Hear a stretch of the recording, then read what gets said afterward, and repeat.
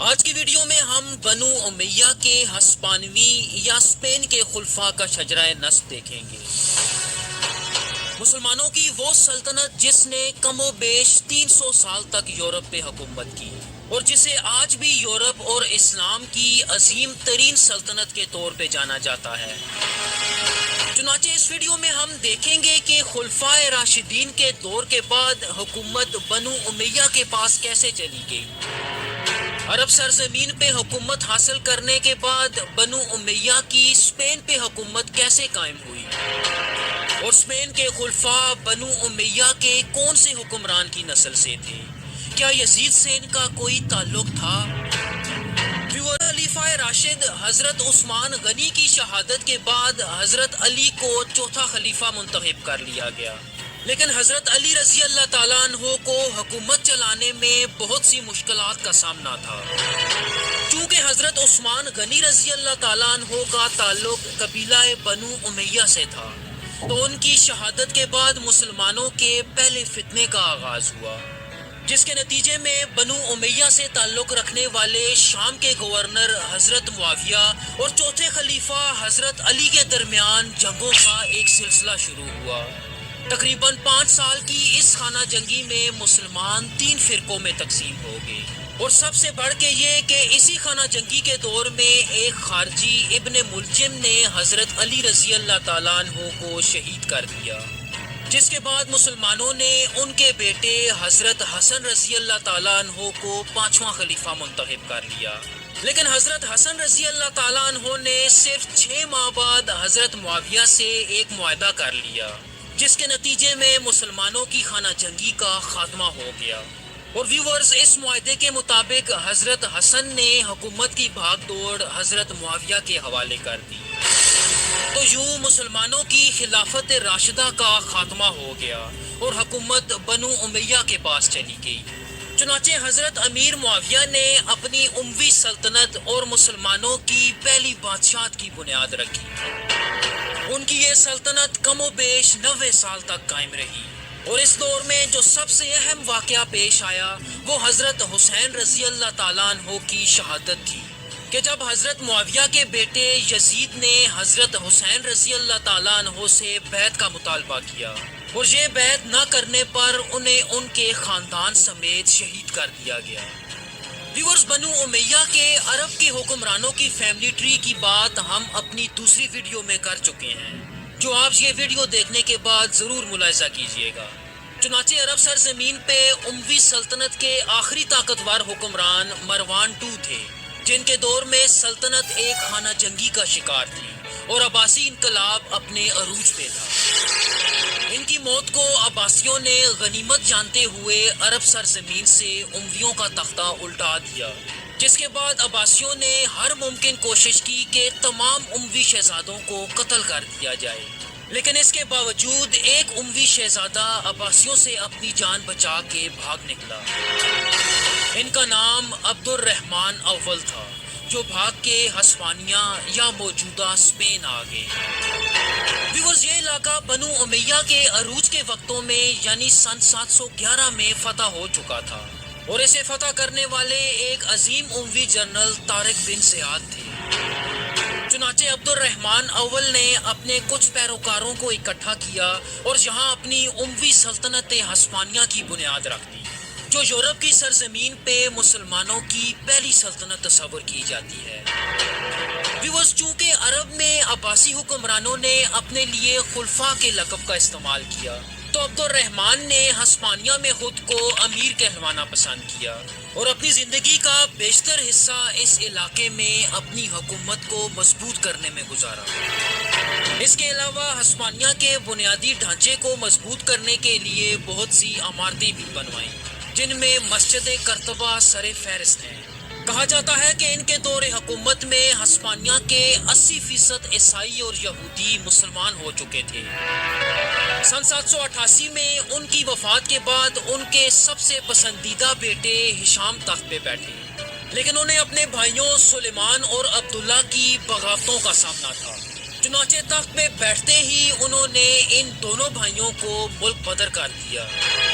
Viewers, شام کو سابقہ اموی خلیفہ حضرت عمر بن عبدالعزیز کا عکس سمجھا جاتا ہے، جو ایک طرح سے ان کے دادا بھی تھے۔ وہ مکمل طور پہ سادہ اور اسلامی طرز عمل کی زندگی گزارتے اور دکھاوے سے ہمیشہ بچ کے رہتے۔ وہ کرتبہ کی سڑکوں پہ اکیلے پھرا کرتے، عام عوام میں گھل مل جاتے اور یہاں تک کہ راتوں کو اٹھ اٹھ کے غریبوں کے گھر اناج لے جایا کرتے۔ لیکن ان کا بیٹا الحکم اپنے والد کے بالکل برعکس تھا۔ جیسے ہی وہ تخت پہ بیٹھا، اس کے دونوں چاچا سلیمان اور عبداللہ اس کے خلاف نکل آئے۔ سلیمان نے کرتبہ پہ حملہ کیا، لیکن اسے شکست ہو گئی اور اسے گرفتار کر کے قتل کر دیا گیا، جبکہ عبداللہ مدد حاصل کرنے کے لیے رومی سلطنت بھاگ نکلا، لیکن وہ رومیوں سے مدد لینے میں ناکام رہا۔ ویورز، الحکم کو کرتبہ کے تمام حکمرانوں میں سب سے ظالم سمجھا جاتا ہے، کیونکہ اس نے اپنے خلاف اٹھنے والی تمام بغاوتوں کو انتہائی بے رحمی سے کچلا۔ ایک جگہ تو آتا ہے کہ اس نے ایک دعوت کے دوران 5000 سے زائد لوگوں کو قتل کرایا اور ان کی لاشوں کو ایک دریا کے کنارے لٹکا دیا۔ ان کی موت کے بعد ان کے بیٹے عبد الرحمن ثانی نے ان کی جگہ سنبھالی۔ ان کے دور میں سلطنت میں بسنے والے عیسائی اور یہودیوں نے بغاوت کر دی اور سرعام اسلام کی توہین کرنے لگے۔ انہوں نے بازنطینی دارالخلافے قسطنطنیہ میں اپنا سفارت خانہ قائم کیا اور عباسیوں کے خلاف بازنطینی سلطنت کے ساتھ ایک معاہدہ بھی کر لیا۔ لیکن ان کی موت کے بعد پوری سلطنت میں انتشار پھیل گیا۔ ان کے بیٹے محمد کے دور میں سلطنت کے کئی علاقے ٹوٹ کے الگ ہو گئے اور مسلمانوں کی آپسی خانہ جنگی شروع ہو گئی۔ محمد ان بغاوتوں کو کنٹرول کرنے میں مکمل طور پہ ناکام رہے۔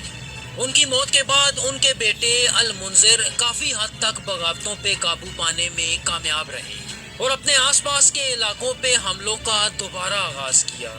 انہوں نے اپنا 2 سالہ مختصر دور حکومت جنگوں میں صرف کیا اور اپنی موت سے کچھ دیر پہلے تخت اپنے بھائی عبداللہ کے حوالے کر دیا۔ یہاں یہ بھی آپ کو بتاتے چلیں کہ کچھ مورخین یہ مانتے ہیں کہ عبداللہ نے تخت حاصل کرنے کے لیے اپنے بھائی کو قتل کیا تھا۔ ویورز، عبداللہ کرتبہ میں بنو امیہ کا بدترین حکمران ثابت ہوا۔ انہیں حکومت میں کوئی دلچسپی نہ تھی، بلکہ وہ اپنا زیادہ تر وقت شکار میں صرف کیا کرتے۔ ان کے بارے میں آتا ہے کہ انہوں نے اپنے 3 بیٹوں اور 2 بھائیوں کو خود اپنے ہاتھ سے قتل کیا۔ ان کا بیٹا محمد، جو ان کا ممکنہ جانشین بھی تھا، اسے ان کے ایک دوسرے بیٹے المطرف نے عبداللہ کی رضامندی سے قتل کیا۔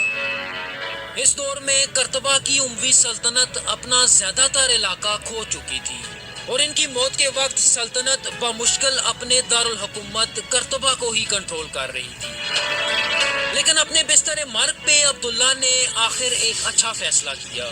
اس نے اپنے نوجوان پوتے عبد الرحمن 3 کو کرتبہ کا اگلا امیر مقرر کر دیا، جو اس خاندان کے جد امجد عبد الرحمن 1 کی طرح ایک عظیم حکمران ثابت ہوا۔ وہ ایک اعلیٰ پائے کے سفارتکار اور سیاستدان تھے۔ انہوں نے پوری سلطنت سے بغاوتوں کو بہت تیزی سے ختم کیا اور سلطنت کو نئی بلندیوں تک پہنچا دیا۔ ویورز، یہ انہی کا دور تھا کہ جب شمالی افریقہ میں فاطمی سلطنت بھی اپنے عروج پہ پہنچ چکی تھی۔ فاطمی حکمرانوں نے اپنے آپ کو مسلمانوں کا خلیفہ ہونے کا اعلان کر دیا۔ چنانچہ عربوں کی سابقہ اموی سلطنت کی اولاد ہونے کے ناطے سن 929 میں عبد الرحمن 3 نے کرتبہ میں اپنی خلافت کا اعلان کر دیا۔ ان کے دور میں کرتبہ پوری دنیا کا علمی مرکز بن چکا تھا۔ کہا جاتا ہے کہ وہ اپنے گزرے ہوئے ایک ایک دن کو ریکارڈ کیا کرتے اور پھر اس پہ غور و فکر کیا کرتے کہ ان کے دن کیسے گزرے، اور اپنی موت کے وقت وہ اس نتیجے پہ پہنچے کہ ان کی پوری زندگی میں صرف 14 دن خوشی کے تھے۔ ان کے بعد ان کے بیٹے الحکم 2 کو ایک عظیم اور خوشحال خلافت ورثے میں ملی، جس پہ وہ بہت کامیابی سے حکومت کرتے رہے۔ ان کے دور میں پوری دنیا سے مختلف کتابوں کا عربی میں ترجمہ کیا گیا۔ کہا جاتا ہے کہ ان کی ذاتی لائبریری میں 6 لاکھ سے زیادہ کتابیں موجود تھیں۔ اس کے علاوہ وہ تاریخ میں بھی بہت خاص مقام رکھتے ہیں، کیونکہ انہوں نے خود مسلم اسپین کی تاریخ لکھ رکھی تھی۔ الحکم کا انتقال فالج کے باعث ہوا، جس کے بعد اس وسیع و عریض خلافت پہ ان کا بیٹا ہشام تخت نشین ہوا۔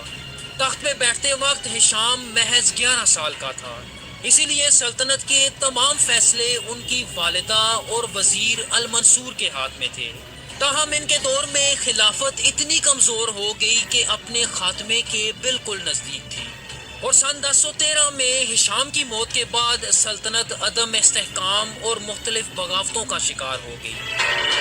ہشام کے بعد ان کے ایک کزن محمد تخت نشین ہوئے تو انہوں نے سب سے پہلے سلطنت کی فوج کو مکمل طور پہ ختم کر دیا۔ اسی وجہ سے ان کی اپنی عوام ان کے خلاف ہو گئی۔ چنانچہ ایک ہنگامہ خیز حکمرانی کے بعد انہیں ان کے کزن سلیمان نے معزول کر دیا اور تخت پہ قبضہ کر لیا۔ ویورز، یہاں آپ کو ایک دلچسپ بات بتاتے چلیں کہ شروع سے سلطنت کے بیشتر خلفاء نے یورپ کی عیسائی لڑکیوں سے شادی کی، جس وجہ سے ان کے آنے والی نسلوں میں عربوں کی بجائے یورپین خون زیادہ تھا۔ اگلے چند سالوں میں کئی خلفاء تھوڑے تھوڑے وقتوں کے لیے تخت پہ بیٹھے، لیکن ان میں سے کوئی بھی سلطنت کو زوال سے بچا نہ سکا۔ ہشام سلطنت کے 16ویں اور آخری حکمران تھے، لیکن ان کی حکمرانی کسی نے تسلیم نہ کی۔ چنانچہ یورپ میں بنو امیہ کی عظیم ہسپانوی خلافت سن 1031 میں باضابطہ طور پہ ختم ہو گئی، جس کے بعد یہ پورا علاقہ چھوٹی چھوٹی مسلمان ریاستوں میں تقسیم ہو گیا۔ ان چھوٹی ریاستوں کو طائفہ کہا جاتا تھا، اور یہاں دلچسپ بات یہ ہے کہ ہر ریاست کے حکمران نے خلیفہ ہونے کا دعویٰ کر دیا۔